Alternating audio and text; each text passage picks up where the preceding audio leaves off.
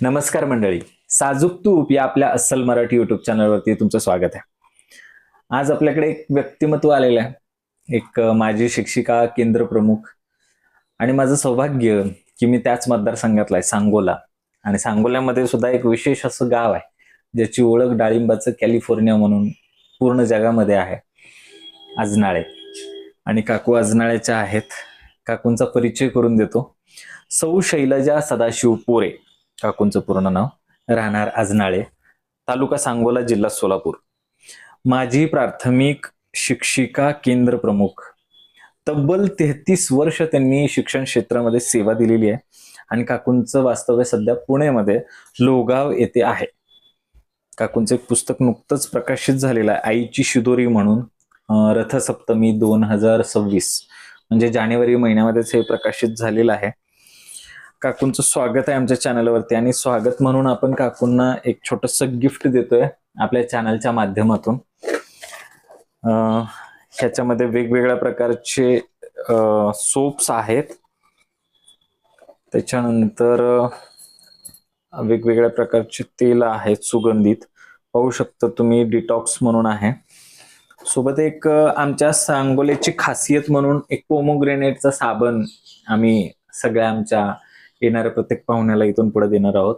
अतिशय प्रभावी, anti ageing special म्हणून हा साबण आपण वापरतो. खूप छान आहे, तुम्ही सुद्धा घ्या. डिस्क्रिप्शन बॉक्समध्ये आम्ही त्याची लिंक देतोय किंवा नंबर देतोय, त्याच्यावरून तुम्ही त्याला अप्रोच करू शकता. काकू, हे तुमच्यासाठी गिफ्ट आम्ही देतोय. तुमचं स्वागत आहे. तुमचं स्वागत आहे. धन्यवाद. साजूक तूप या युट्यूब चॅनलवरती. काकू, काय सांगताय मग, आज कसं वाटतंय आमच्या चॅनलवर? प्रथम एवढं छान गिफ्ट दिलं तुम्ही, माझं आयुष्य सुगंधित केलं, त्याबद्दल धन्यवाद. आणि आपल्या चॅनलमध्ये मला येऊन भेटून खूप आनंद होत आहे. काय मग आता काय चाललंय आफ्टर रिटायरमेंट? रिटायरमेंट नंतर मी आता सध्या हे पुस्तक तर लिहिलं, 3-4 महिन्यामध्ये मी त्याची सगळी तयारी केली आणि ते तयार केलं. त्यानंतर मी नामदेव गाथा लिहिली म्हणजे बघून नामदेव गाथा लिहिली 3-4 महिन्यामध्ये. त्याचं पंढरपूरला खूप मोठा छान कार्यक्रम झाला, त्याचं पूजन वगैरे झालं, त्याबद्दल आमचा सत्कार समारंभ तिथं झाला. जवळजवळ 400 लोकांनी नामदेव गाथा लिहिली होती. मी तुलसीदासांचं रामायण पण लिहून काढलं बघून, ते पण मी ते हैदराबादच्या संस्थेला पाठवलं. त्यानंतर आता मी ज्ञानेश्वरी लिहायला घेतलेली आहे. त्यापूर्वी माझी तुकाराम गाथा पण लिहून पूर्ण झालेली आहे. छान छान छान. तर त्या म्हणजे पूर्ण वेळ असा त्यामध्ये जातो, त्यामुळे मला म्हणजे खूप छान वाटतं. आणि त्यामध्ये माझ्या मिस्टरांची पण मदत होते, ते पण त्यामध्ये रममान होतात. त्यामुळे आम्ही दोघं मिळून हे गाथा लिखाण वगैरे करतो सध्या. काकू, मग एवढं सगळ्यात तुम्ही योग पण शिकवता असं ऐकलंय? हो, सकाळी चैतन्य हास्ययोग क्लब मध्ये मी तिथली सभासद आहे. तर अशा चैतन्य हास्ययोगच्या जवळजवळ 180 शाखा पुण्यामध्ये आहेत. गार्डन मध्ये ह्या शाखा चालतात. फी वगैरे न घेता हे क्लासेस चालतात. अगदी लहान मुलापासून वयस्कर लोकांच्या 80-85-90 वर्षापर्यंतचे पण लोक यामध्ये योगा करू शकतात. वेगवेगळ्या डॉक्टरांनी, म्हणजे डोळ्याचे, हाडांचे, अशा वेगवेगळ्या डॉक्टरांनी त्या संबंधितले योगा आणि प्राणायाम कसे करायचे त्या संदर्भात गायडन्स करून त्याचा सिक्वेन्स बसवून दिलेला आहे. आणि ते आम्ही घेतो. सकाळी 7 वाजता सुरुवात होते. 15 मिनिटं उभा राहूनचे व्यायाम होतात. त्यानंतर बसून अर्धा तास प्राणायाम होतं आणि नंतर 15 मिनिटं हास्य असतं. छान. तर 30-40 लोक त्यामध्ये येतात आणि बसूनचे जे प्रकार आहेत ते मी घेते. छान. म्हणजे रिटायरमेंट झाल्यानंतर बऱ्याच लोकांचा प्रश्न असतो की काय करायचं. तुमचं तसं नाही, तुमचा खूप सारा व्याप दिसून येतो आणि तुम्ही ते सगळं एन्जॉय करता. हो, कारण कसं आहे, ज्या वेळेला मी रिटायर झाले त्यावेळेला पुण्याला यायचं, राहायचं असं जेव्हा चाललं होतं आमचं, त्यावेळेला मला तिथले माझ्या परिसरातले लोक, माझ्या बरोबरीचे शिक्षक शिक्षिका म्हणायचे की तिथे जाऊन तुम्ही काय करणार, तुमचा वेळ कसा जाणार, एक तर आता तुम्ही रिटायर झालाय, कसा वेळ जाणार. आणि आताही विचारतात काय करता दिवसभर तुम्ही, तुमचा वेळ जात नसेल. मी उलट त्यांना म्हणते की आम्हाला वेळ पुरत नाही. त्यानंतर मी मध्यंतरी 1.5 वर्ष गीता संताचा पण क्लास ऑनलाईन केला. आणि पुण्यासारख्या ठिकाणी राहून मला योगा फ्रीमध्ये मी घेते, पण फ्रीमध्ये आणि घेतला पण फ्रीमध्ये. आणि गीता क्लास पण मी फ्रीमध्येच केला, घरी बसून. कोरोनामुळे त्याने ऑनलाईन ठेवलं. 1921 काहीतरी गीता धर्म मंडळाची स्थापना पेरोगेट जवळ झालेली आहे, म्हणजे तिथं ऑफिस आहे त्याचं, आणि त्या मार्फत हे ऑनलाईन क्लास चालू आहेत. आणि मला दुसऱ्या वर्गाला संधी मिळाली क्लास करायची. मग काकू मला हे सांगा की आता तुम्ही म्हणत होतात की रिटायरमेंट झाल्यानंतर पुण्याला येताना बराच तुम्ही विचार करत होतात की इथे येऊन काय करायचं, कसं करायचं. तर मुख्य काय फरक जाणवतो तुम्हाला ग्रामीण जीवनशैली आणि शहरी, म्हणजे तुम्ही काय एवढ्या दिवसात नोंद घेतली त्याची? हा, आता कसं जॉबमुळं, सर्व्हिसमुळं मला गावी राहावं लागत होतं, आणि पूर्ण सगळी सर्व्हिस माझी ग्रामीण भागातच झाली. कुठं झाली पूर्ण service? नागज तालुका सांगोला होता अगोदर, नंतर तो सांगली जिल्ह्यात गेला नागज. तर तिथं झाली माझी 12 वर्ष. नंतर 1-1.5 वर्ष आरेवाडीला मला बदलून जावं लागलं. परत नागजच्या लोकांनी, आमचे लोक आम्हाला परत पाहिजे म्हणून परत नागजला बदलून घेतलं, त्यांच्या म्हणजे इच्छेखातर असं. आणि नंतर तिथं परत 12 वर्ष झाल्यानंतर परत केंद्र प्रमुखची ऑर्डर आली. तेव्हाही नागजच्या केंद्रात येत होतं, तिथं जागा शिल्लक नसल्यामुळं कवठेमंकाळ तालुक्यातच, पण मला हिंगणगाव केंद्र मिळालं. तिथं 1.5 वर्ष झाल्यानंतर परत मला नागजच्या केंद्रात त्याच भागामध्ये तुमची जवळपास सर्व्हिस गेलेली आहे. मग तुम्हाला त्या भागात आणि पुण्यासारख्या मेट्रो सिटीमध्ये काय फरक जाणवला? हा, आता कसं झालं की आम्ही विचार केला, आता आपण दोघंही रिटायर झालो, तर मिस्टर पण सर्व्हिसला होते माध्यमिककडं. ते माझ्या अगोदर 7 वर्ष रिटायर झाले, पण माझ्यामुळे त्यांना थांबावं लागलं. मग विचार केला की आता इथं आपण दोघं राहून काय करणार, कसा वेळ जाणार, किंवा आपल्या मुली आहेत पुण्यात, तर आपण पुण्यातच जाऊया. काही कारणानिमित्त अगोदर आम्ही पुण्यात फ्लॅट घेतला होता, म्हणजे काही वेगळ्या कारणामुळे घेतला. पण नंतर आम्हाला म्हणजे ते असं झालं की पुण्यात आम्हाला म्हणजे स्थायिक होता आलं, त्यामुळं म्हणजे पुण्यात येऊन राहिलो. तर ग्रामीण भागात अगदी मी महिला एजन्सी, पोस्टाची बचत गटाचं पण काम करत असल्यामुळं म्हणजे सक्तीनं मला शासनाकडून मिळालं होतं. सुरुवातीला मला ते ओझं वाटलं, पण मला परत त्यात खूप गोडी वाटली. ते जे काम करत होते त्यामुळे खूप गरीब आणि ग्रामीण भागातल्या सगळ्या लोकांशी माझा संपर्क येत राहिला. तर ग्रामीण भागातल्या लोकांच्याकडे जरा जास्त जिव्हाळा किंवा वेळ असतो आपल्याला देण्यासाठी. शहरी भागातल्या लोकांना तेवढा वेळ नसतो. सगळं यंत्रावर चालतं तरी सुद्धा शहरी भागातल्या लोकांना वेळ कमी पडतो, आणि आत्मीयता म्हणा किंवा एकमेकांशी थोडस दिखावा जास्त कोण करतं? शहरी भागात जरा जास्त दिखावा राहतो. ग्रामीण भागात तेवढा दिखावा राहत नाही, मायेचा प्रेमाचा पण राहत नाही, पण ओढ असते, प्रेम असतं सगळ्यांचं. अस्सलपणा कुठे?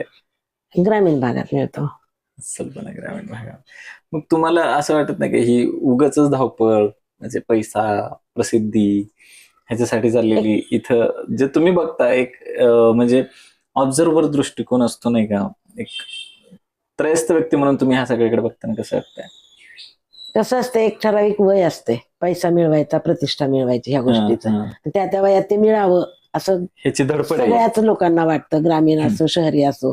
तो मोठेपणा किंवा ती पैसा किंवा खर्च करायला नको जादा वगैरे, कशाला एवढा, असं ते त्या त्या वयात वाटतं, आणि ते संचय करावा किंवा ते पुढे उपयोगी येईल असं.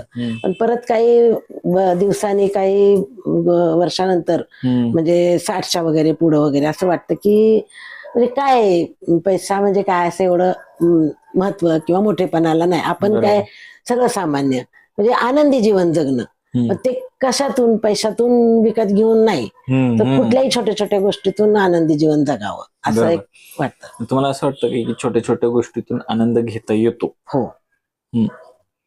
मग तुमच्या आयुष्यात घडलेला असा एखादा प्रसंग सांगा की ज्यातून तुम्हाला असं वाटतं की ती एकदम छोटी गोष्ट होती पण तुम्हाला खूप जास्त आनंद देऊन गेली. अशा तर बऱ्याच गोष्टी आहेत, पण म्हणजे आता ज्या वेळेला मला आता हे आईची शिदोरी पुस्तक लिहायला म्हणजे प्रोत्साहित केलं माझ्या मुलीने, त्यावेळेला मी असं जेवण करत होतो. तेव्हा म्हाळाचा महिना म्हणजे पक्ष पंधरवडा, तर सासऱ्यांचं श्राद्ध पहिल्याच तिथीला असतं. त्यावेळेला तर ती विचारत होती की मला की असं म्हणजे नैवेद्य, इतके पदार्थ करायचे आणि नैवेद्य ठेवायचा आहे आणि कावळ्यालाच का ठेवायचा, तर त्यातून ते प्रेरणा मिळत गेली. तिला लहानपणापासूनच सवय होती की प्रत्येक गोष्टीचं जाणून घ्यायचं, विचारायचं. मोठीला का छोटीला? छोटीला. आणि ते विचारायचं, ते तिला सांगायचं, आणि त्यामुळे ती म्हणजे ती जाणून घ्यायची. आणि मग मी पण तिचं म्हणजे समाधान होईपर्यंत वेळोवेळी ते त्या सांगायचं प्रश्नाचं समर्पक उत्तर देत तिला. समर्पक प्रयत्न करायचे सांगायचा, तर तिचं समाधान व्हायचं. तर त्यामुळं ते ह्या गोष्टीतून मग मला ते प्रोत्साहित झालं.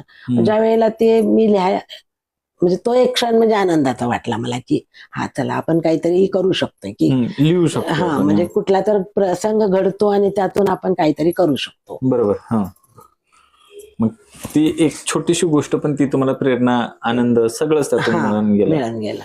छान. मग अजून तुम्हाला हे पुस्तक लिहित असताना हा जो कंटेंट तुम्ही काढलेला आहे अत्यंत छान आहे. प्रत्येक महिन्याच्या डिटेल्स तुम्ही दिलेले आहेत. ह्याच्याबद्दल आम्हाला काय सांगाल? आता मग पक्ष पंधरवडा का साजरा करायचा, मग त्यातून पुढे दसरा आलाच, त्यातून पुढे दिवाळी आलीच, असं म्हणजे सगळेच सण होत गेले ना. तर मग तिने असा प्रश्न केला की हे तू आम्हाला प्रत्येक वेळेला सांगते, समजावून आम्हाला ते पटतं, समजतं, किंवा ते त्यामध्ये त्याच्या पाठीमागे वैज्ञानिक कारण आहे, असं नाही की फक्त श्रद्धा आहे किंवा अंधश्रद्धा आहे, असं पण नाही, विज्ञान आहे. मग ते विज्ञान पण तू आम्हाला सांगते, त्यामुळे आम्हाला ते पटतं. पण हे पुढच्या पिढीला किंवा आमच्या मुलांना आम्ही सांगणं किंवा हे पुढं अखंड नेणं पुढं, म्हणजे हे कुठंतरी लिखित असेल तरच होईल ना. तर असं नाही होणार की म्हणजे आम्हाला सांगितलं आणि तिथंच संपलं, असं व्हायला नको. कारण आताच्या ह्या जनरेशनला कसं आहे, थोडस त्यांच्यापर्यंत पोहोचवणं थोडस जेनझी म्हणूया आपण. अवघड गोष्ट वाटते. तर ते आम्ही वाचून किंवा समजा त्यांनी पुढं मराठी वाचलं तर त्यांनी वाचून किंवा गरज पडल्यानुसार वाचलं किंवा आमच्या सांगण्याने त्यांच्यापर्यंत ते जावं, त्यांनी त्यांच्या पुढच्या पिढीपर्यंत न्यावं, असं त्यातून निघालं. म्हणून मग मी सगळ्या सणांचं लिहावं असा विचार केला. सगळे सण यात कव्हर केले. सगळ्याच महिन्यांचे. मग करायचं तर सिक्वेन्सनी करूया ना. मग चैत्र महिन्यापासून पहिल्या दिवसापासूनच करूया.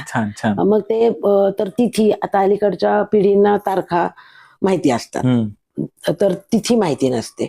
मग तिथीला काय नावं आहेत आणि त्या तिथीचं काय महत्व आहे. तर आपल्या मराठी वर्षामध्ये प्रत्येक दिवसाला एक वैशिष्ट्य आहे, प्रत्येक दिवसाला काही ना काहीतरी विशेष नाव आहे. काही नसलं तरी निदान त्या गावची यात्रा तरी आहे, त्या तिथल्या कुठल्या महाराजांची जयंती तरी आहे, त्या ठराविक त्या एरियापुरती अशी. तर असं, तर ते आपण त्यांच्यापर्यंत त्या तिथींची नावं किंवा ती तिथी सांगावी त्यांना, त्या तिथीचं महत्व माहिती व्हावं. निदान सण आपले सगळे तिथीनुसार आहेत, त्या तिथीनुसार तरी निदान त्या सणांपुरतं माहिती व्हावं. म्हणून मग मी ते सगळे महिन्यांची हे सणांचं वर्णन लिहायचा विचार केला. आणि तिथीनुसार, आणि सगळेच तिथीनुसार, एक 14 जानेवारी संक्रांत सोडली तर सगळेच तिथीनुसार आहेत.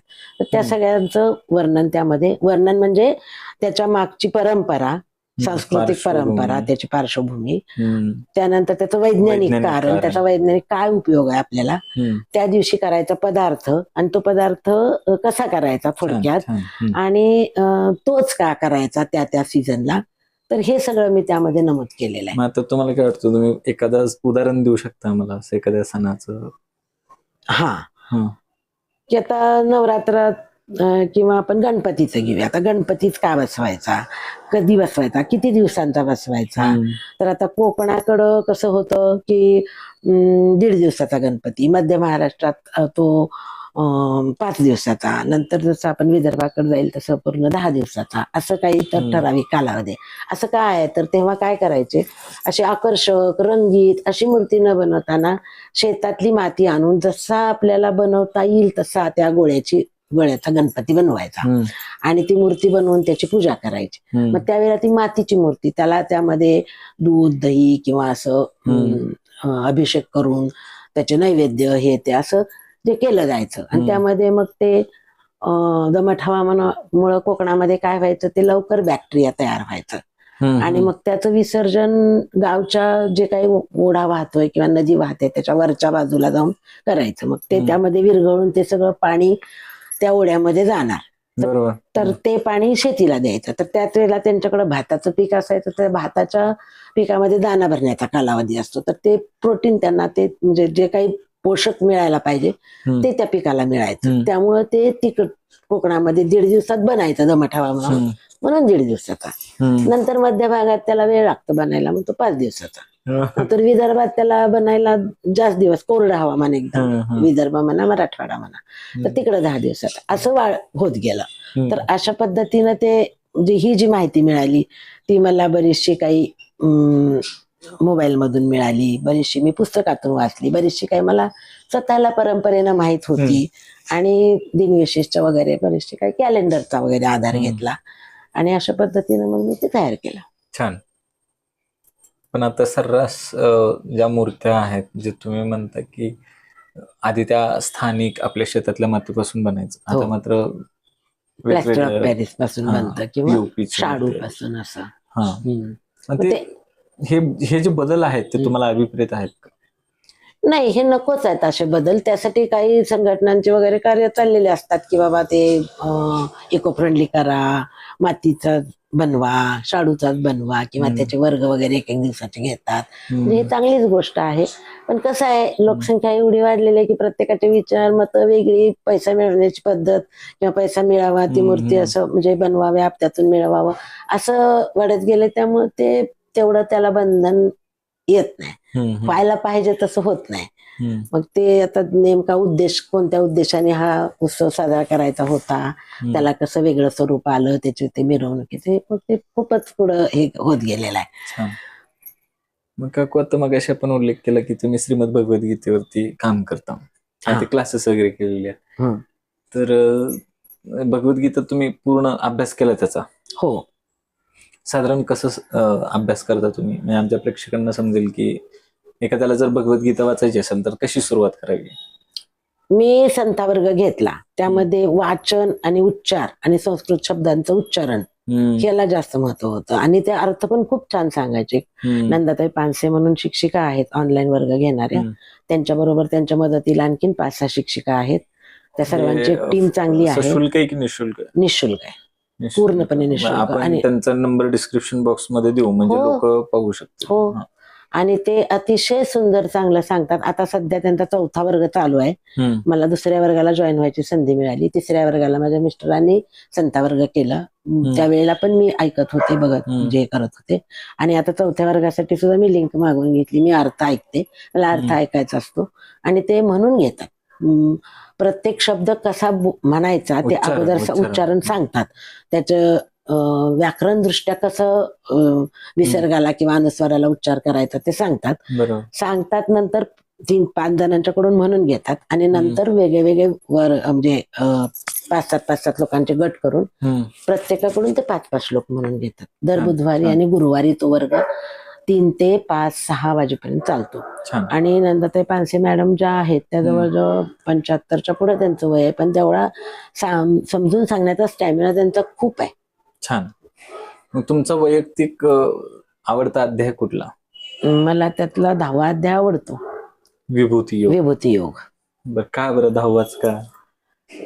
भगवंताने ना त्यामध्ये स्वतःची कशी रूप आहेत, कसं सर्वश्रेष्ठ प्रत्येक वस्तूमध्ये मी कसा समाविष्ट आहे हे त्यामध्ये अर्जुनाला सांगितलेलं आहे. त्यामुळे मला तो आवडतो. म्हणजे प्रत्येक गोष्टीत मला तो पहिल्यांदाच एकदम भावला, एकदम म्हणजे खूप छान वाटला मला तो ऐकताना पण, की प्रत्येक गोष्टीत मी आता वेदामध्ये पाहिजे तर मी सामवेद आहे, किंवा वृक्षांमध्ये असेल तर मी अश्वत्थ आहे, असं जे त्यांनी सांगितलेलं आहे. प्रत्येक मग आता तुम्ही 12 महिन्यांचा उल्लेख केला, मग 12 महिन्यातला कुठला महिना म्हणजे श्रीकृष्ण आहे?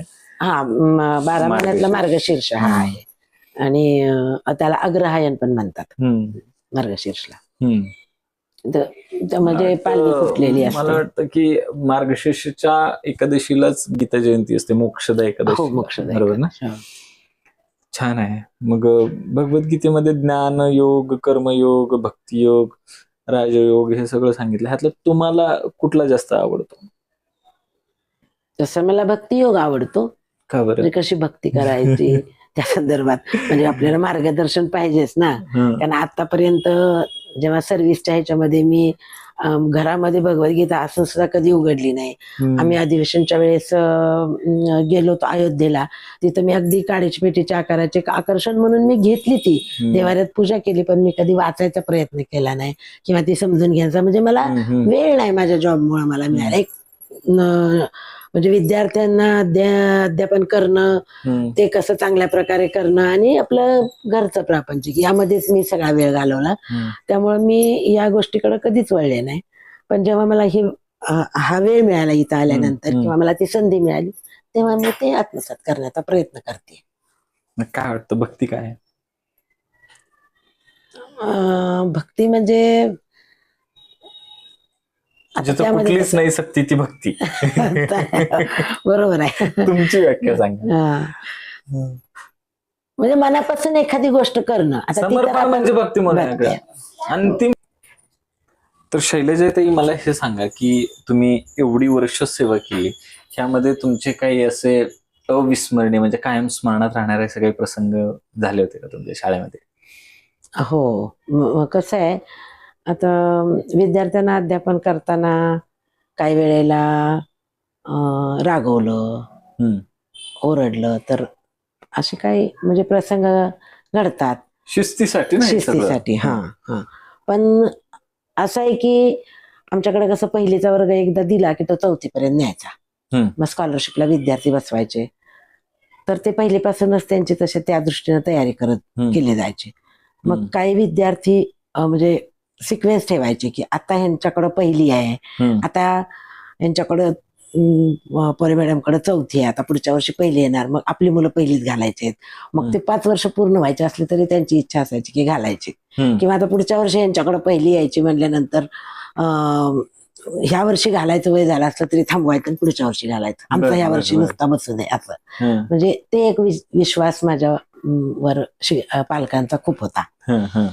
आणि बऱ्याच वेळेला तालुक्यात सुद्धा कसं व्हायचं, अधिकारी सुद्धा काही वेळेला नागश शाळा म्हणजे परी मॅडमची शाळा अशा नावानं उल्लेख करायचे. अशी ओळखच झाली होती. हा, अशी ओळख झाली होती. कारण का माझे स्कॉलरशिपला विद्यार्थी खूप नम्रात यायचे आणि त्या दृष्टीने पण प्रयत्न व्हायचा. ते मुलं जे नम्रात येण्यासारखी आहेत, अगदीच टॅलेंट, अशा मुलांना मग मी घरी पण बोलवायची की अभ्यासाला, आणि काही झोपायला सुद्धा असायचे.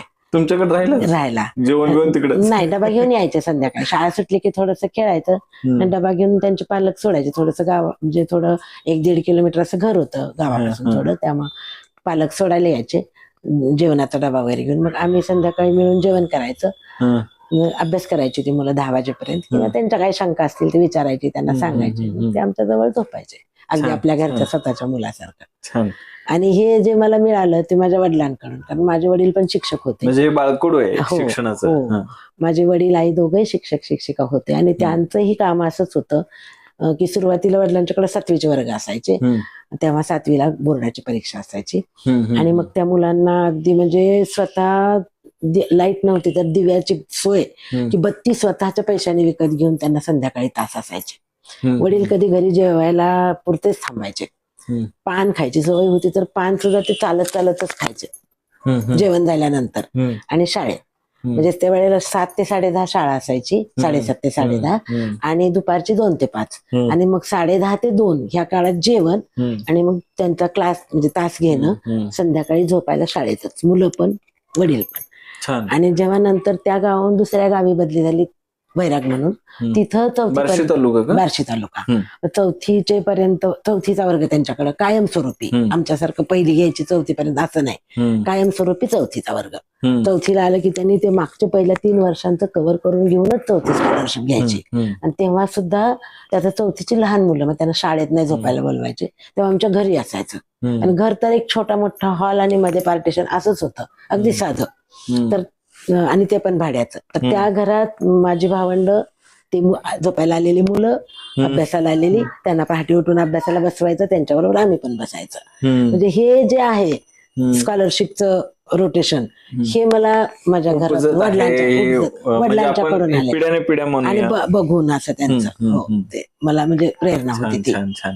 मग मला वाटतं ह्याचीच दखल म्हणून शासनाने तुम्हाला आदर्श शिक्षिका पुरस्कार. हा, मला एक सवय आहे की कुठलंही काम आपण एकदा हाती घेतलं ना ते मनापासून करायचं, अगदी जीवात, तेव्हा सक्सेस व्हावं असं. तर त्यामुळं मग माझा जरी वर्ग 4थीचा नसला तरी मी इतर शिक्षकांच्या वर्गांचे सुद्धा स्कॉलरशिपचे तास मी घ्यायचे. म्हणजे आणि फी वगैरे काही नाही, सगळं निशुल्क सगळं, काही फी नाही. अगदी तो घरी तर येणारा एक मुलगा हिरेमठ म्हणून होता, विक्रांत हिरेमठ, तर त्याला तर कसं झालं, मी तो पहिलीच असताना नाव दाखल करून घेतल्यानंतर माझी डिसेंबरमध्ये तिथून बदली झाली. म्हणजे डिसेंबर पर्यंत त्याला मी अध्यापन त्या वर्गाला झालं. त्यानंतर 2.5-2.5 वर्ष दुसऱ्या गावी गेल्यानंतर ती मुलं 4थीत गेली. तेव्हा जूनला माझी परत त्याच शाळेत बदली झाली आणि तोच वर्ग मला मिळाला 4थीला. म्हणजे सुरुवात केली आणि मी शेवट पण त्यांचा केला. तर तो 4थीला असताना तो माझ्याकडे यायचा ना झोपायला. अक्षरशः त्याला सर्दी वगैरे झाली तर वेकंड उघडून घालण्यापासून मी करायचे. आणि तो आजारी नाही पडला पाहिजे परीक्षेपर्यंत. आणि तो आला ना. आता तो चांगला स्वतःचे क्लासेस वगैरे चालवतो, इंजिनियर झाला, स्वतःचे क्लासेस चालवतो. अजून पण तो मला चांगलं म्हणजे मानतो. कारण की तर म्हणजे त्याला असं आईसारखंच प्रेम आमच्याकडून मिळालं. आणि योगायोगानं तो नवोदयला पण होता. अरे वा. नवोदयला पण होता. नवोदयला जाणाऱ्या विद्यार्थ्यांसाठी तुम्ही काही त्यांची परीक्षा असते ना? हो, पण आमच्याकडे 5वीचा वर्ग नव्हता ना. हो, 4थीत जी आम्ही पूर्वतयारी केली ना त्याच्यावरच आमची 5वीला नवोदयला मुलं. म्हणजे आणि त्या शाळेत पण शिष्यवृत्तीच नाही तर नवोदयच्या परीक्षेसाठी पूर्वतयारी व्हायची, तुमच्याकडे त्यातून घडायची ती मुलं. त्यामुळे आणि 5वीला मग नवोदय 6वी पासून आहे. 5वीला परीक्षा द्यायची 6वी पासून आहे. तर 5वीला ते पण त्या दृष्टीने तयारी करून घ्यायची ते शाळेचे पण लोक. त्यामुळे ती मुलं जायची. पुढे काय व्हायला लागलं, चांगली मुलं नंबरात पुढे चालली, परक्या शाळेत चालली. आणि आपल्या शाळेत मग 10वीच्या केंद्रात नंबरात येणारा मुलगा दुसऱ्या शाळेत यायला लागला. आपली चांगली मुलं नवोदयला चालली. त्यामुळे त्यांनी थोडस ते थांबवलं नवोदयचं घेण्याचं. त्यांचा उद्देश असा होता की आपली चांगली मुलं तिकडे जात आहेत, ते आपल्याकडेच राहावी. बर.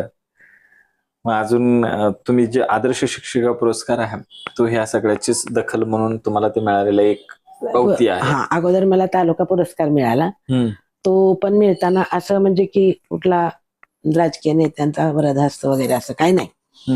की जेवण करत होतो संध्याकाळी आणि केंद्र प्रमुखांचा फोन आला की तुम्हाला प्रस्ताव द्यायचाय आणि तो एक प्रस्ताव तुम्हाला नमुन्याला तुम्ही आणून घ्या आणि मला उद्या लगेच तयार करून द्या. तुम्हाला तालुक्याचा पुरस्कार आदर्श पुरस्कार साठी मी नाव दिलेलं आहे. मग मला वाटत होतं की म्हणजे कशाला हे असं आपण असं करतोय, मनापासून करतोय हे बरोबर आहे, पण असं पुरस्कारच कशाला मिळाला पाहिजे. विद्यार्थ्यांच्याकडून जे प्रेम आणि जे मिळतंय आपल्याला आणि पालकांच्याकडून ते पुरेसं आहे. तर नाही, आता मी नाव दिलेलं आहे तुम्हाला, ते तुमचं काम आहे म्हणून मी नाव दिलेलं आहे, तर तुम्ही ते द्यायला पाहिजे. मग मी दिला प्रस्ताव. मला त्या वर्षीचा तालुका पुरस्कार मिळाला. लगेच पुढच्या वर्षी ते म्हणाले की तुम्हाला खरं तर आदर्श पुरस्कार यापूर्वीच मिळायला पाहिजे होता जिल्ह्याचा. तसं तर खूप म्हणजे वेळ झाला, पण आता तुम्ही तो पण प्रस्ताव तयार करून द्यायला पाहिजे. माझ्या शाळेतल्या शिक्षकांनी पण मला तो प्रस्ताव तयार करायला मदत केली आणि काही फोटोज, काही मागची माहिती वगैरे मिळवून तो प्रस्ताव मी तयार करून दिला. आणि तो किती साली? 2001 साली. आणि त्यानंतर 2009ला मला केंद्र प्रमुखची ऑर्डर आली. माझे वडील तेव्हा होते, तेव्हा त्यांनी बोलले की म्हणजे ते नेहमी म्हणायचे की आपण दुसऱ्याच्या हाताखाली काम करण्यापेक्षा आपल्या हाताखाली पण काही लोकांनी कामं करावीत. तर त्या दृष्टीनं आपलं म्हणजे हे असावं. म्हणजे मग मुख्याध्यापक असेल, केंद्र प्रमुख असेल किंवा आणखीन वरिष्ठ अधिकारी. तर मग तेव्हा मला वाटलं की आपण केंद्र प्रमुख म्हणून स्वीकारायला काही हरकत नाही. आता लेडीजसाठी तसं ते चॅलेंज होतं, कारण शाळा व्हिजिट करायला वाहनांची सोय नाही, स्वतःला जायचं.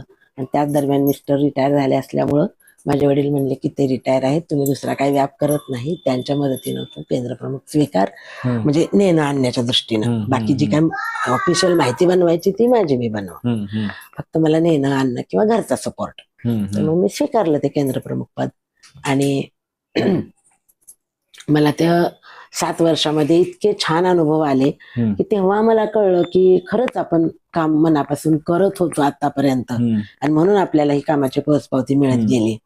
तर कारण काही लोकांची काम करण्याची पद्धत बघितली, त्यामुळं म्हणजे असं नाही की त्यांनाही तशा सिच्युएशनमुळे ते करत असतील, पण मग मी त्यांना जे काही समजून सांगत होते, माझी अपेक्षा एवढीच होती की मी जसं करते ना तसं त्यांनी पण करावं. एखादी किर्द लिहिणं म्हणा ऑफिशियल वर्क मधलं, तर ते नाही आम्हाला येत, आम्हाला पुस्तक नाही भरून मिळत, चला माझ्या बरोबर, मी आता बँकेत तुम्हाला त्यांना सांगते यांना पुस्तक भरून द्या. म्हणजे ते काहीतरी कारण सांगायचे करायला नको म्हणून. तर पण मी काय करायचं, त्यांना ते करायला भाग पाडायचे.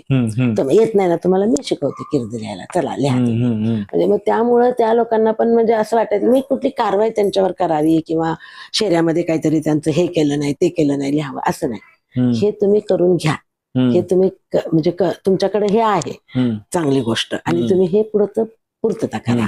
किंवा कधी तर गेलं शाळेवर तर द्विशिक्षकी शाळेवर, एक शिक्षक असायचे एक नसायचे. मग शहरामध्ये व्हायचा ना उल्लेख, अमुक एक आजार होते, अमुक एक रजेवर होते. मग त्यांनाच हसायला येतं की मॅडम तुम्ही येतात तेव्हा आम्ही एकच असतो कोणीतरी, म्हणजे त्यांनाच ते फील व्हायचं असं. मग त्यामुळे ते म्हणजे त्यांना वाटायला की नाही खरंच करायला पाहिजे, म्हणजे ह्या करतात म्हणून आपल्याला करायला लावतात हे त्यांना जाणवलं.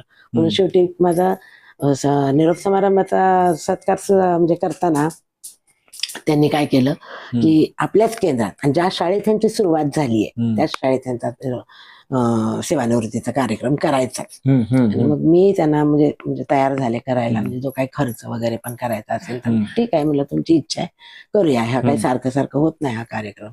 तर त्यांनी फार मोठा मंडप वगैरे घालून फार मोठा सेवानिवृत्तीचा कार्यक्रम घडवून आणला, पत्रिका वगैरे छापून.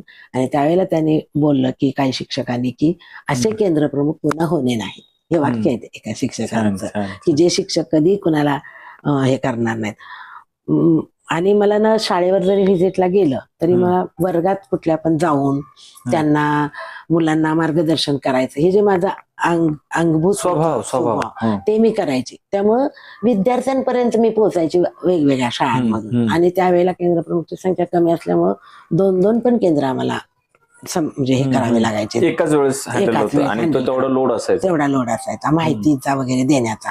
पण मी कुठल्या शिक्षकांच्याकडून माहिती ही तयार मी घरी 11 वाजेपर्यंत करत बसायची.